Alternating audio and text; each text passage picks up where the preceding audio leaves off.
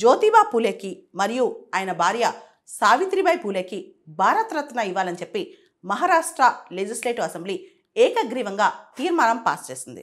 ఎప్పటి నుంచో వాళ్ళకి ఇవ్వాల్సి ఉందని, ఇంకా లేట్ అయిందని చాలామంది అభిప్రాయం వ్యక్తం చేస్తున్నారు. మనకు తెలుసు, జ్యోతిబా పూలే, మహాత్మా జ్యోతిబా పూలే ఏప్రిల్ 1, 1820 పుట్టారు. 28 నవంబర్ 1890 ఆయన మరణించారు. ఆయన భార్య సావిత్రిబాయి పూలే జనవరి 3వ తారీఖు 1831 పుట్టారు. మార్చి 10వ తారీఖు 1897 సావిత్రిబాయి పూలే చనిపోయారు. వీళ్ళిద్దరూ చనిపోయి 100 సంవత్సరాలు దాటిపోయింది. కానీ మన మనసులో ఇప్పటికీ ఉన్నారు. జ్యోతిబా పూలే, మహాత్మా జ్యోతిబా పూలే, ఆయన భార్య సావిత్రిబాయి పూలే ఇద్దరు కూడా సోషల్ రిఫార్మ్స్, ఎడ్యుకేషన్ కోసం విపరీతమైన కృషి చేశారు.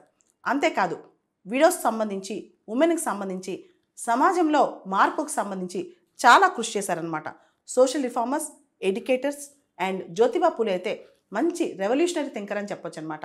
19th సెంచరీలో వీళ్ళు చేసిన పనులు కానీ, వీళ్ళు ఆచరించిన జీవన మార్గం కానీ అందరికీ ఆదర్శం అనమాట. ముఖ్యంగా Jyotiba Phule first girls school ఆయన ఎస్టాబ్లిష్ చేశారనమాట. అదేవిధంగా అంటరానితన నిషేధం కోసం, కుల వ్యవస్థ నిషేధం కోసం చాలా కృషి చేశారు. ఆయన భార్య ఇన్ఫార్మల్గా first female teacher of India అంటాం సావిత్రిబాయి పూలేని. ఆవిడ పేరు మీద పూణేలో సావిత్రిబాయి పూలే యూనివర్సిటీ కూడా పెట్టారు. జ్యోతిబా పూలేని మహాత్మా అని కూడా పిలుస్తారు.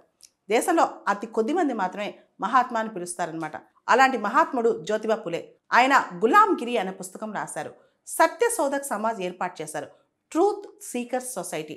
వీళ్ళిద్దరూ కూడా వాళ్ళ ఇల్లు కూడా వీడియోస్కి ఇచ్చేశారనమాట. అంతేకాదు, అప్పర్ క్యాస్ట్ ఎవరైతే బ్రాహ్మణ్ కమ్యూనిటీలో అప్పుడు ఎవరైతే వితంతులు అవుతారో వాళ్ళకి గుండు కొట్టించి చాలా ఆచారాలు ఉండే వాటన్నింటినీ ప్రశ్నిస్తూ వాళ్ళు చాలా నిరసనలు కూడా చేసుకొచ్చారనమాట. అంతేకాదు, మహిళా ఎడ్యుకేషన్ కోసం, ఫీమేల్ ఎడ్యుకేషన్ కోసం వాళ్ళిద్దరు కూడా చాలా కృషి చేశారు.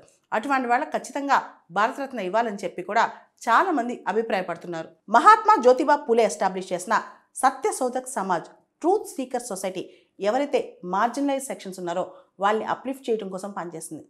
అంతేకాదు, సావిత్రిబాయి పూలే ఆవిడ ఆడపిల్లలకి చదువు చెప్పడానికి బయటకు వెళ్తుంటే ఆవిడ పైన చాలామంది రాళ్ళు, పేడ అన్నీ వేసేవాళ్ళంట. ఎప్పుడు ఇంకో చీర చేతిలో పెట్టుకుని నడుచుకుంటూ వెళ్ళేదంట. అన్ని చీత్కారాలు, అన్ని అవమానాలు ఎదుర్కొని సమాజంలో మార్పు కోసం ప్రయత్నించిన వీళ్ళిద్దరికీ భారతరత్న ఇవ్వాలని చెప్పి ఎంతోమంది కోరుకుంటున్నారు. దాంతోపాటు వాళ్ళిద్దరూ కలిసి మొట్టమొదటి గర్ల్స్ స్కూల్ 1848లో పూణేలో ఏర్పాటు చేశారంట. దాంతోపాటు అంతేకాదు, వాళ్ళ జీవితకాలం మొత్తం కూడా కుల వివక్ష నిర్మూలన కోసం, అదేవిధంగా అంటరానితన నిషేధం కోసం ప్రయత్నం చేశారు. సో వాళ్ళిద్దరికీ కూడా భారతరత్న ఇవ్వాలని మనం కోరుకుందాం.